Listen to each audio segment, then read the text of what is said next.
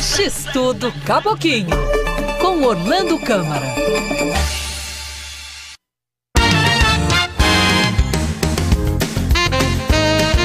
Terça-feira, você já sabe, tem Orlando Câmara, nosso parceiro aqui na Band News Difusora, trazendo sempre comentários, análise e informação sobre cidade, cultura, comportamento, sobre sociedade. E a gente faz aquela perguntinha de todas as terças-feiras. Orlando, conta pra gente, meu amigo, qual é o sabor da coluna de hoje? Olá para vocês, o sabor de hoje é de esperança. Isso mesmo.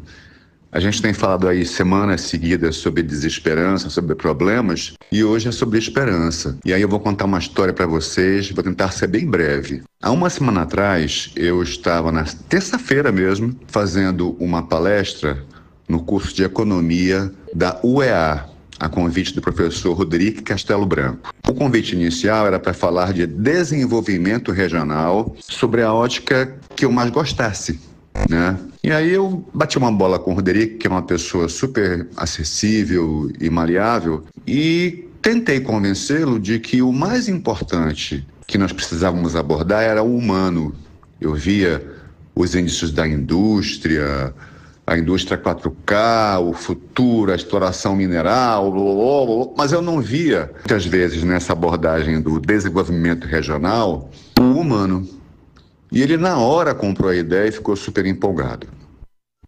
Então, nós construímos uma palestra. Eu procurei, inclusive, meu amigo Edson Fernandes para validar as coisas que eu iria falar e até me ajudar em alguns trechos que eu era incompetente ou ignorante, porque eu não sou economista. E eu construí um pensamento que rivalizava a questão dos resultados econômicos e numéricos em relação ao humano. Por exemplo, Manaus é o 5º PIB brasileiro, o 5º Produto Interno Bruto do Brasil. Só é superada por São Paulo, a capital paulista, a capital carioca, Belo Horizonte e Minas Gerais. Ao mesmo tempo, Manaus também é a 7ª cidade mais populosa do Brasil.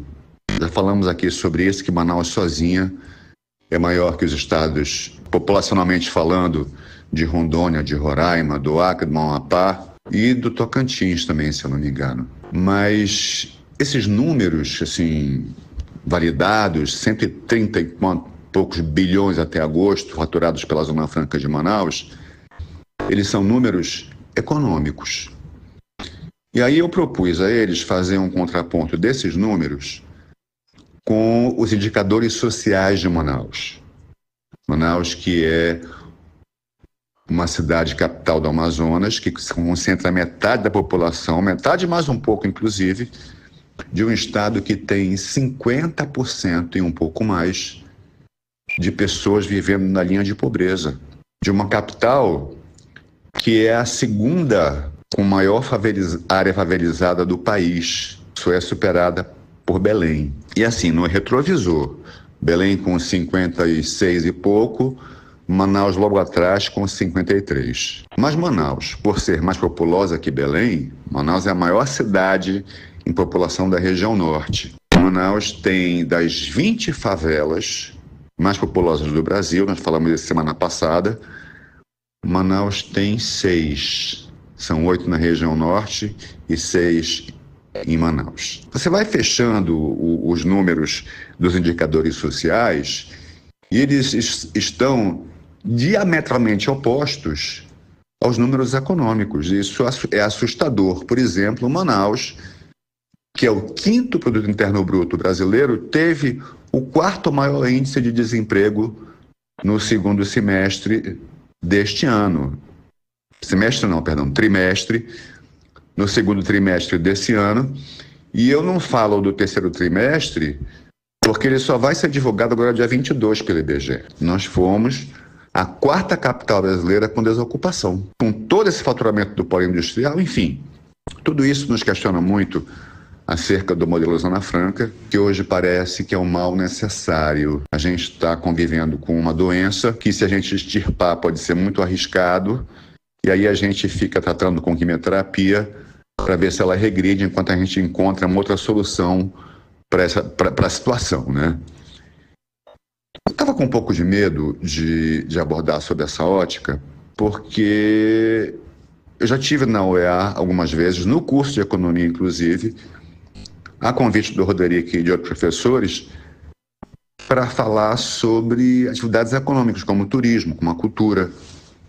Mas nunca tinha ido para falar sobre um assunto tão diverso quanto esse. E eu confesso a vocês que eu fiquei absolutamente encantado com o que eu vivi na UEA na última terça-feira. Nós tínhamos aí umas 2 ou 3 turmas reunidas. Tínhamos uma aluna de mestrado, a Liliane, minha amiga de rede social.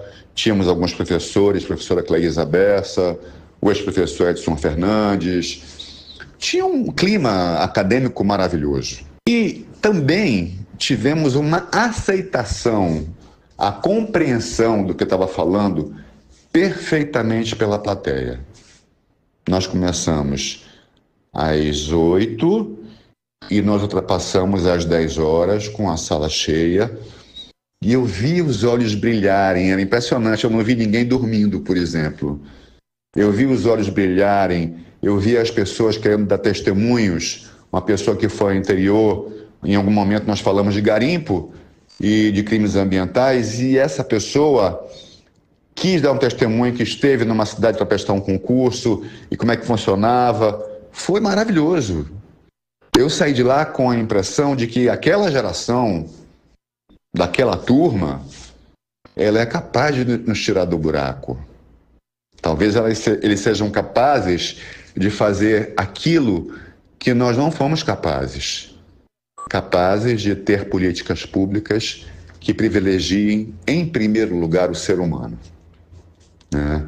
E aí vocês vão de me contestar, mas Orlando, faltou uma explicação sua. Você falou que era desenvolvimento regional e você falou de Manaus, aí eu vou explicar por quê. Que eu tenho a impressão que tudo começa, se desenvolve e termina em um município, em uma cidade. Não necessariamente na mesma cidade, mas as ações, geograficamente, as situações, os problemas, todos eles têm um CEP, porque eles têm um endereço em um município. Então, você pode falar de desenvolvimento regional sob a ótica do municipalismo, que é o que eu me considero municipalista, por convicção, sem falar da cidade. E no contexto do Amazonas, pensa, Manaus responde por 95% das arrecadações de impostos, de ICMS, por exemplo. Foi um dado que foi dado na hora por alguém, um dos professores presentes. Manaus tem uma fartura populacional maior que todo o resto do estado, e se nós considerarmos a região metropolitana, esse número fica muito maior. Por isso que eu falei de índices sociais de Manaus. E eu quero agradecer ao professor Roderick Castelo Branco, a professora Cleísa Bessa, professor e meu amigo, meu irmão querido Edson Fernandes, aos alunos pela acolhida e pela esperança que eles me deixaram. Nem tudo está perdido. Que bom isso, né? Eu desejo a vocês uma semana próspera, de alegrias e boas surpresas, porque nós merecemos. E nós estamos bem perto do Natal, né? Perto do Advento, que é importantíssimo. Bom dia.